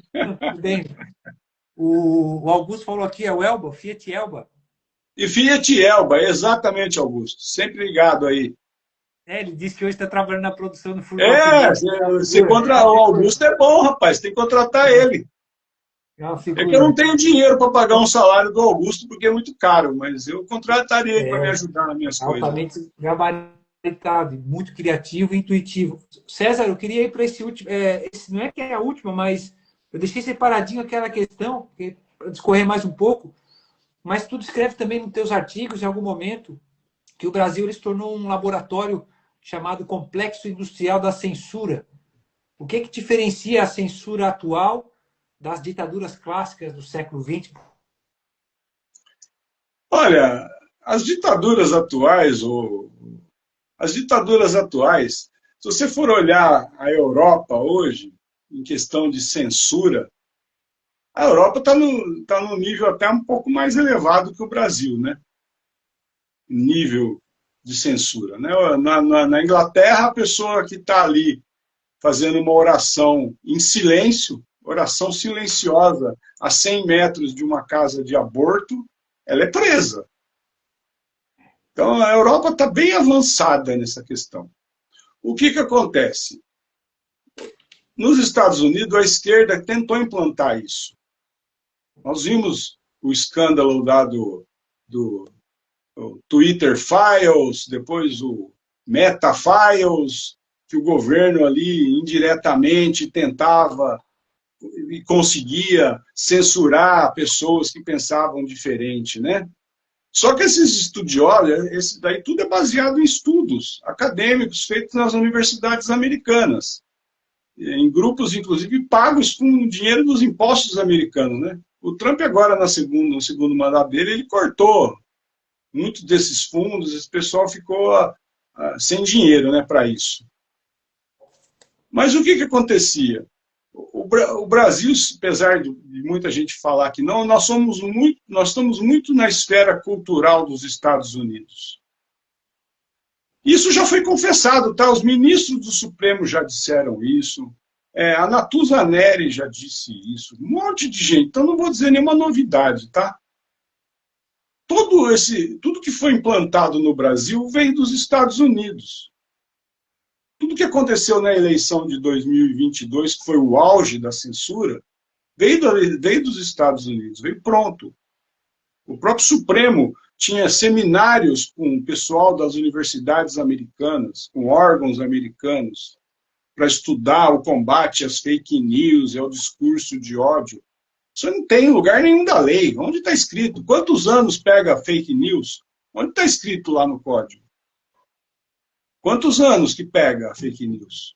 Quantos anos que tem? Qual é a tipificação legal de discurso de ódio? Cadê? Porque no código está lá. É crime fazer isso, é crime dizer mentira. Mentira é crime. Como nós chegamos, porque aí vem a tipificação. O que é mentira para os termos dessa lei? É isso, isso, isso, isso. Qual que é a pena? É pena de tanto a tanto. Isso não tem na lei. Não tem lei nenhuma onde que está escrito que falar mentira. Ainda mais mentira em eleição. O que mais nós temos hoje? Se fosse por causa de fake news, não ia ter nem eleição no Brasil. Nós íamos ficar com todos os cargos vagos, porque todo mundo mente em eleição. E se o cara chegar lá na periferia, eu não estou falando mal da periferia, tá, gente? O cara chega lá na periferia, porque eu vou trazer cesta básica para todo mundo. Todo mundo que tiver um parente doente pode me ligar que eu vou encaixar ele na fila do atendimento do SUS. Quer dizer, esse cara, se tem fake news escrito lá no código, ele vai preso, ele está mentindo para todo mundo. É óbvio que ele está mentindo para todo mundo. Ele não vai conseguir fazer isso para todo mundo. Muitos se beneficiam disso, mas ele está mentindo. Quer dizer, se o político chegar e falar a verdade, ó, gente, o orçamento desse ano está apertado, não tem muito dinheiro, o dinheiro está aqui, ó, vou apresentar para vocês, tem tanto para fazer tal coisa, tem tanto para fazer tal coisa, tem tanto para fazer tal coisa. Isso aqui que você está me pedindo não tem dinheiro para fazer. A arrecadação não é suficiente. Se ele falar uma verdade, ele não recebe nenhum voto. Nem a mulher dele vota nele. Então, você querer vir com esses conceitos, discurso de ódio é o quê, meu camarada? Onde está escrito? Discurso de ódio é tal, tal, tal, tal. Não tem isso em lugar nenhum. Discurso de ódio, eu chamo você, falo, pô, você fica muito feio com esse chapéu. Você está muito feio com esse chapéu. Você você me processa por discurso de ódio, que eu estou com ódio de você estar de chapéu. Eu não estou com ódio, eu só acho feio, pô. Eu não acho, né? Inclusive, eu tenho uma pessoa que eu conheço aí que achou você muito charmoso, né? Ela deve estar até na live aí. Mas você está vendo o que é discurso de ódio? O que é fake news? Fake news é o que não me interessa. Discurso de ódio é aquilo que eu posso usar contra você para te ferrar. Isso vem tudo dos Estados Unidos, só que lá não dá para aplicar. Lá o governo Biden e o governo Obama, eles faziam isso por baixo dos panos, porque lá não dá para aplicar. Lá as instituições são muito fortes. Qual que é o lugar grande o bastante para fazer um teste de laboratório? Brasil. Lá não tem instituição mesmo, lá todo mundo, você dá um dinheiro na mão de um político, lá você consegue qualquer coisa, porque o outro está comprado, porque você chama o outro para 3, 4 palestras aqui nos Estados Unidos, eles ficam cheios de si, ganha seus dólares, eles vão abrir a porta para você, vão aplicar no Brasil. E foi isso que foi feito em 2022, eu não estou falando novidade nenhuma. Se alguém vier me processar porque eu estou falando isso agora, eu mostro para vocês. A Natuza Neri falou isso, meus amigos, no podcast dela. O ex-secretário de Justiça, sei lá, secretário de Administração dos Estados Unidos, falou isso, falou no Congresso isso. Isso foi falado no Congresso agora, o ano passado. Eu vi, assisti ele falando, mostrando os documentos. Todo mundo sabe que foi os Estados Unidos que se intrometeu na nossa eleição de 2022. Ah, foi isso que fez o Bolsonaro perder? Não sei, não dá para saber. Se meu pai fosse mulher, eu tinha 2 mães e não tinha nascido. Então não tem se. que foi feita uma interferência americana dentro do Brasil para fazer um laboratório. E esse laboratório não é de interesse só dos americanos, é de interesse dos europeus para ver como funciona. A pandemia foi um grande... pandemia, não sei se pode falar ainda isso. Aquela coisa lá que aconteceu lá da China, aquilo lá foi um prato cheio para se testar todos esses instrumentos autoritários de censura das pessoas. Ah, rede social, eu acho que na rede social tem um bando de idiota falando. Eu concordo com o ministro Alexandre de Moraes. Tem um monte de idiota na rede social. Tem mesmo, ministro. Só que não sou eu que vou lá censurar o idiota. Se o idiota estiver falando alguma coisa que está afetando a minha vida ou vida de outras pessoas, eu vou lá e contrasto ele com outras ideias. Sempre foi assim que funcionou. O idiota falando, tem que ter alguém que vai falar contra a idiotice dele. Que nem o Olavo falava, não perca tempo em discutir com o idiota. Mas não perca tempo quando ele está falando só coisinha. Quando ele está falando uma idiotice muito grande, o próprio Olavo também combatia. Então, você tem que combater o idiota com coisa que não é idiota, com argumentos, com fato, não com censura. Porque daí quem que define? Sou eu que vou definir agora. Eu sou imperador do Brasil, eu vou definir o que as pessoas podem ou não falar na internet. Eu sou contra jovem da opinião.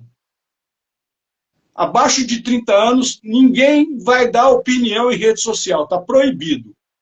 Pronto, sou eu achando. Eu acho que jovem não tem que opinar sobre nada que ele não viveu ainda, que ele não estudou ainda. Tem que prevalecer o que eu quero? Se eu sou imperador, sim. Eu lembro num programa do Rasta que ele falava, para mim a pessoa só vai andar de avião se ela se ela souber a equação do cara que inventou o avião. Se não souber a equação, não vai andar de avião. Ué, é a opinião dele. É ridículo? É. Mas também é ridículo o cara falar que eu falar que a pessoa está acima do peso é um discurso de ódio. Isso é ridículo. Por que que esse ridículo tem valor e o ridículo meu, que jovem não tem que dar opinião, tem que valer? Quem é que julga esse ridículo? Então você está vendo? Se não tem quem julga, meu amigo, alguém vai julgar. E esse alguém sempre tem um lado. Então é censura. Essa é a nova censura. Não é que nem lá na Venezuela. Na Venezuela o pessoal consegue filmar e manda. Mas vai escrever. Tem jornal lá que escreve alguma coisa na Venezuela? Não tem. Tem rádio? Não tem. Lá na Nicarágua tem rádio? Vai lá. Vai abrir uma rádio lá na Nicarágua.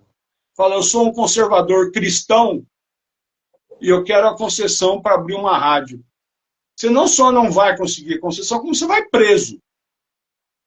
Isso aí esses regimes vagabundos, eles ainda têm aquela mesma característica do século XX. Quando você está num regime, num país um pouco mais evoluído, mais complexo, você tem que usar esses artifícios. Por que fica essa martelação da mídia falando de discurso de ódio e fake news, discurso de ódio e fake news, discurso de ódio e fake news? Agora o ministro Fachin falou lá, o Alexandre de Moraes falou, esses jornalistas estão fazendo, isso que eles estão escrevendo a respeito do Supremo é tudo criminoso.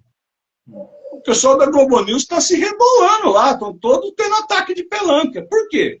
Porque quando ele falava isso dos bolsonaristas, estava tudo certo.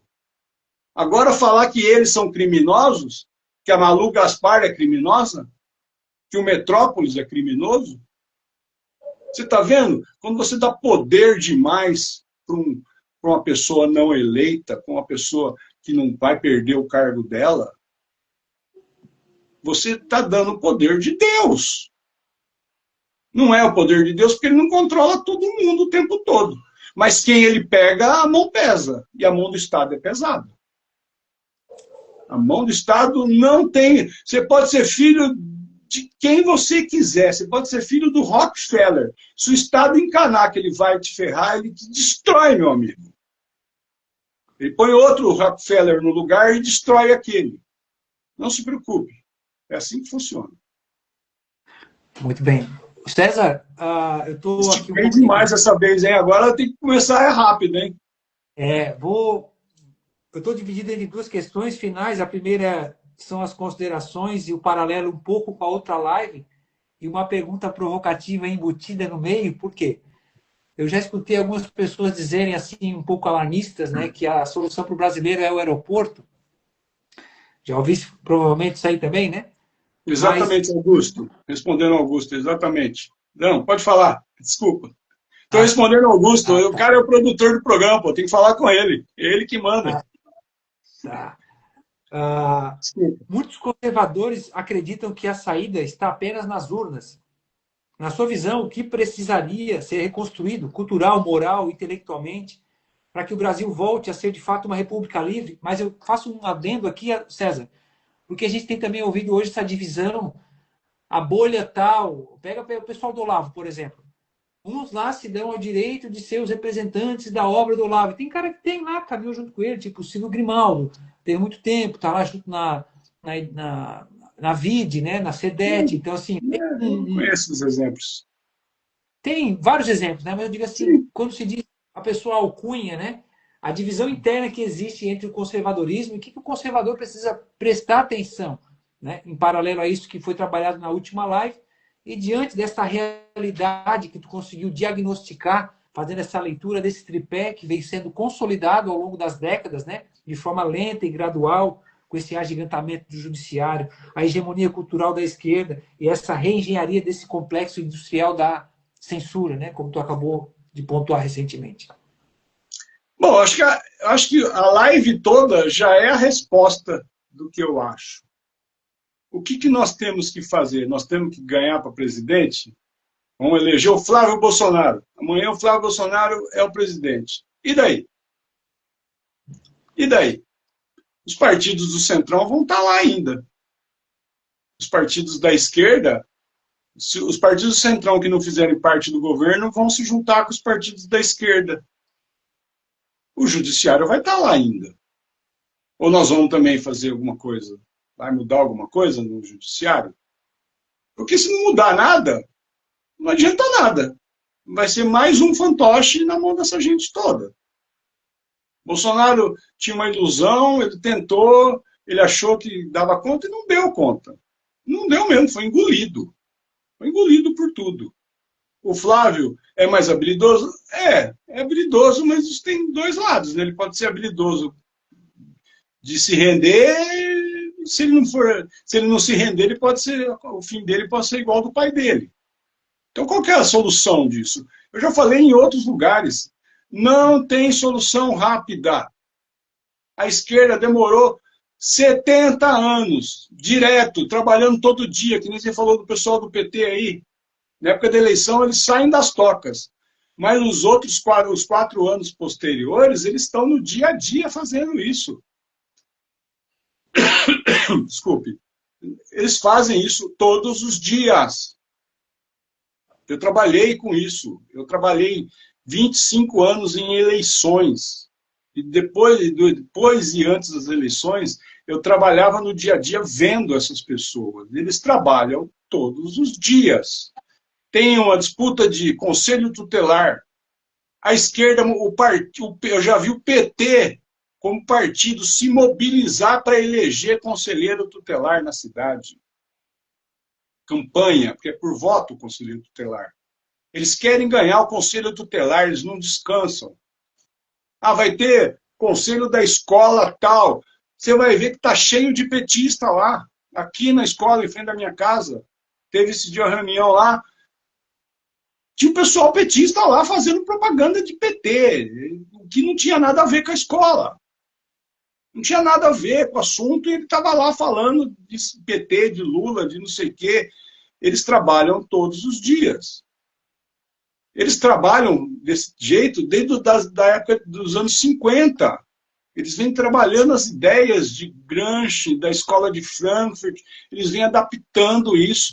Eles entraram nas universidades primeiro. Antigamente, nos anos 60, nem todo professor de universidade era comunista. O problema é que os comunistas que estavam lá estavam organizados.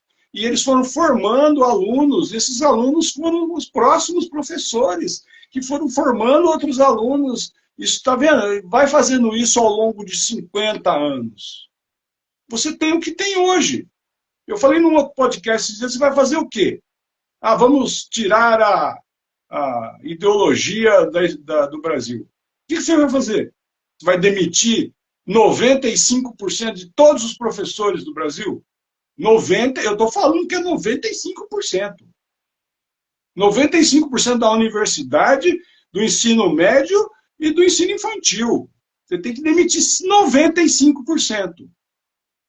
Porque não tem só os comunistas. Tem os comunistas imbecis e tem os só imbecis. Você pega um imbecil para ensinar teu filho, como que você muda isso, meu amigo? Como que você muda isso? O pessoal conservador tem que se formar e ser professor. E se organizar. Vai ter eleição do Conselho Tutelar? Se organize. Põe um candidato lá, vê uma pessoa que representa aí o padrão que vocês veem de família. Aí você não tem esses casos que aconteceu aí no Sul. A pessoa perder, o Conselho Tutelar leva as crianças e acabou. Ah, mas o que você entende de Conselho Tutelar? Eu escrevi uma das primeiras leis de Conselho Tutelar do Brasil, só para saber. Uma das primeiras leis. Não tinha de quem copiar a lei. Porque as leis, muitas são copiadas uma da outra, adaptadas. A lei do Conselho Tutelar não tinha de quem copiar. Eu e a minha irmã Fabiana, nós sentamos durante dias e escrevemos a lei do zero. Porque na minha cidade foi um dos primeiros conselhos tutelares do Brasil, na minha cidade. Eu sei o que é o conselho tutelar, o que ele pode e o que ele não pode fazer. Eu estou vendo o conselho tutelar tirar a criança dos outros com apoio de juiz por causa de vacina. Eu já defendi uma prostituta que tinha uma vida, tinha um filho, que tinha uma casa bem organizada, ela não levava clientes na casa dela, ela tinha apoio da família, de mãe, de tia, para cuidar da criança, ela trabalhava como prostituta, um conselho tutelar e uma promotora progressista tiraram o filho dela. Nós conseguimos reverter isso na justiça.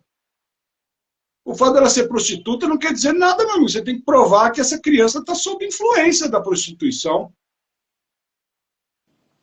Agora, baseado, eu não quero dar vacina no meu filho. Ah, não, você é um antivacina, não sei o quê. Está aqui uma ordem, vou levar teu filho embora. Por que você acha que acontece essas coisas? Porque a gente negligencia tudo isso.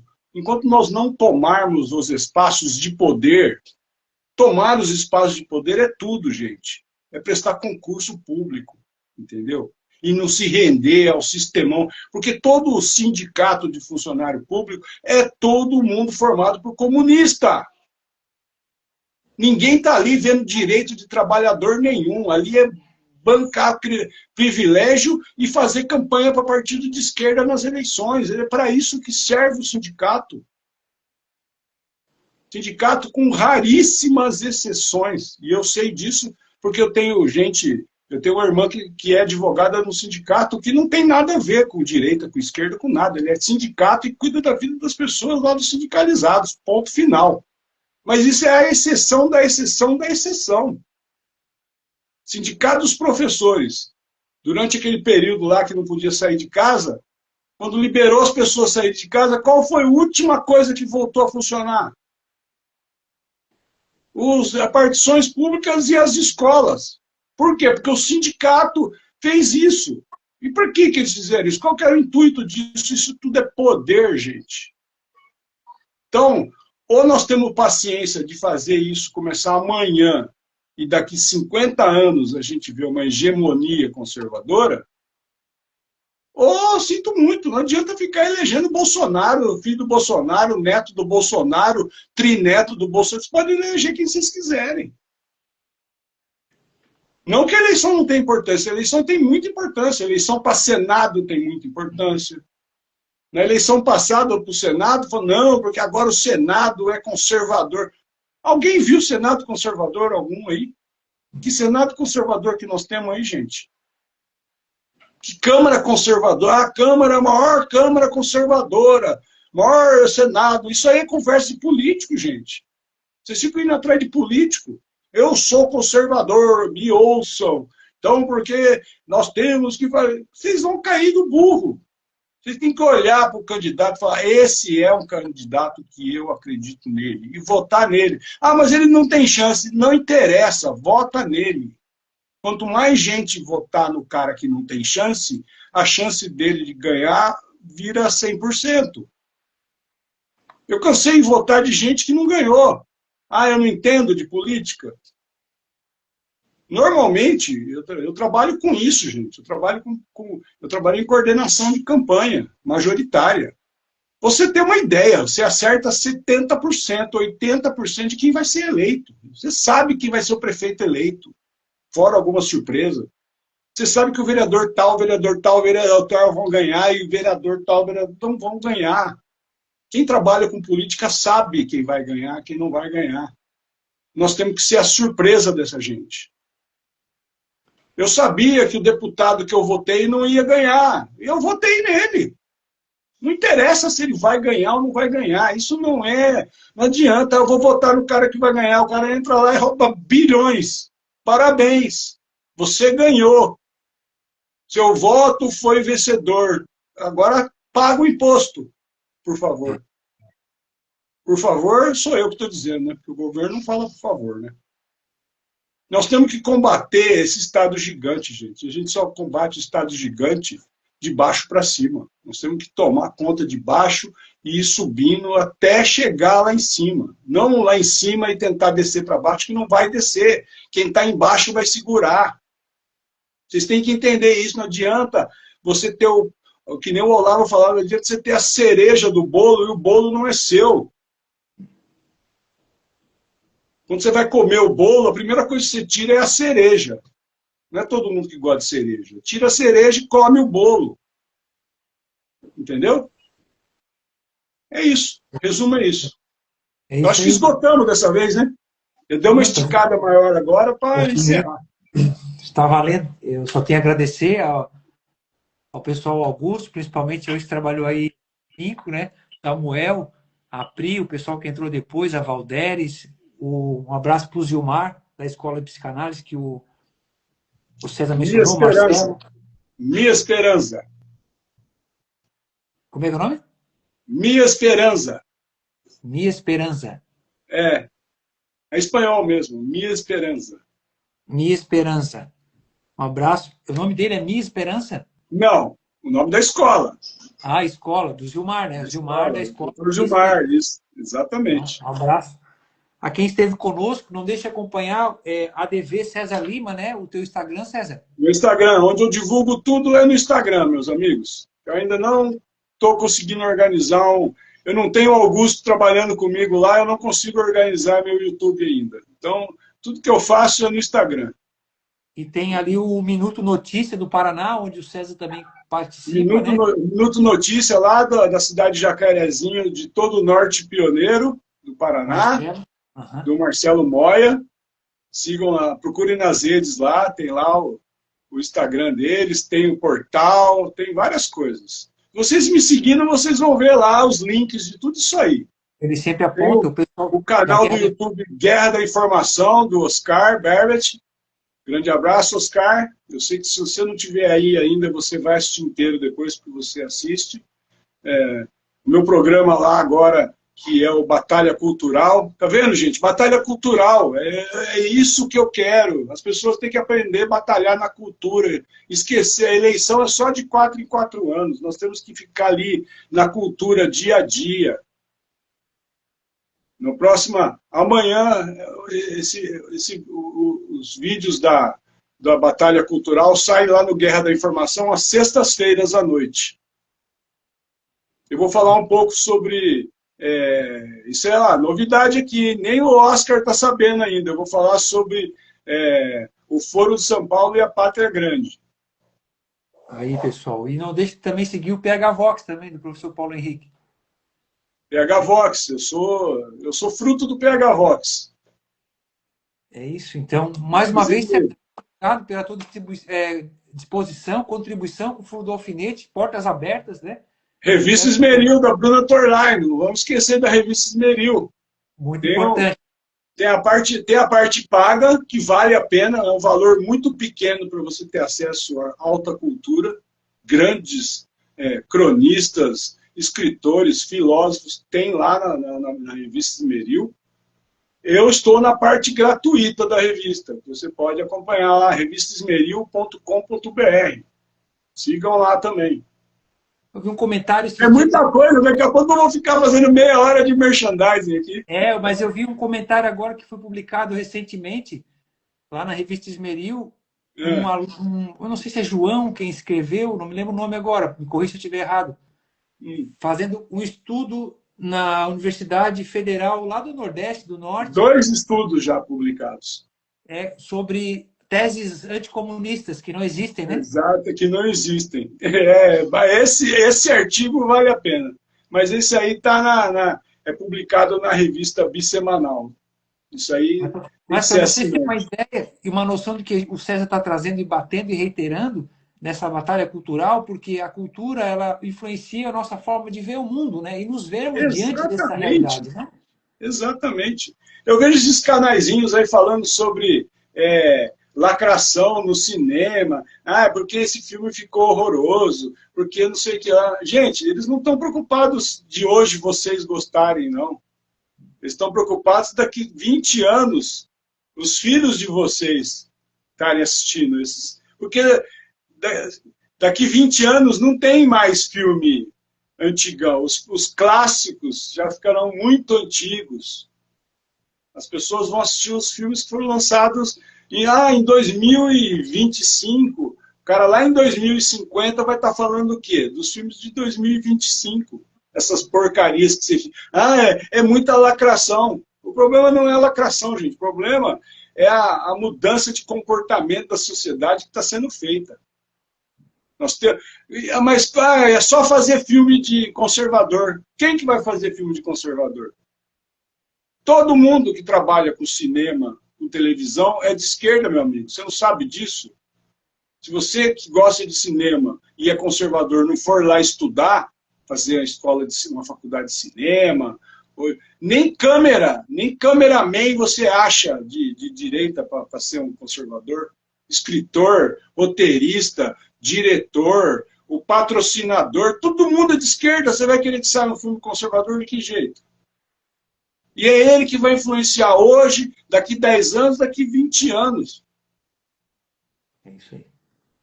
Engenharia social. É isso aí, César. O Augusto falou aqui, engenharia social, é isso mesmo. Engenharia social na veia, meu amigo. Isso não é feito de hoje. E para reverter isso, é só você tem que fazer o que eles estão fazendo. Começando sempre, e eu te digo, sempre perdendo. Nós sempre vamos estar perdendo. Enquanto a gente não conseguir equilibrar isso, a gente vai estar perdendo. A partir do momento que a gente equilibrar e começar a ganhar alguma coisa, aí nós vamos começar a ganhar. Antes disso, não tem jeito. Não adianta você combater nada agora se você não vai estudar e aplicar isso que você pensa na sua profissão. Vocês, psicanalistas, psicólogos, esse pessoal... Esse dia eu vi um presidente de um conselho regional de psicologia, era um homem vestido de mulher, todo pintado, falando com voz fina. Gente, eu fico imaginando alguém assim, eu não tenho ódio de ninguém não, mas eu fico imaginando uma pessoa dessa cuidando da saúde mental de alguém. Eu não tenho raiva de ninguém, não. Eu não sou a pessoa que odeia ou diferente. Não. Eu acho que cada coisa tem que ser no seu quadrado. Eles não podem ser a maioria. Lembrou a frase da Dilma aqui, ó. Nem ganhar, nem perder. Vai todo mundo perder. Vai todo mundo perder. Menos eles. Eles vão sempre ganhar, viu, Augusto? É isso, então. Eu só tenho a agradecer. Ninguém vai ganhar, ninguém vai perder. Vai todo mundo perder. Menos eles. E é isso, então. Não deixe de acompanhar o trabalho do César, ADV César Lima, lá aqui no Instagram. O YouTube lá, ele tem uma participação no gravação. Escreve no... Quem me seguir no Instagram vai saber onde eu participo o tempo todo. Você estava hoje lá no meu Instagram, muita visualização, muita curtida, eu agradeço todos. Obrigado a todos. O seu trabalho está sempre lá, viu? Todo mundo que quiser, quem me seguir no Instagram, vai ter acesso a tudo que eu sigo, tudo que eu participo, que eu divulgo todo mundo. Eu faço esse trabalho, gente. Muita gente pode fazer. Divulga. Não adianta eu fazer só o meu e esquecer o Hugo. Eu venho aqui e faço uma entrevista para o Hugo e nunca mais falo do Hugo. Não, eu ponho toda semana lá as coisas do Hugo.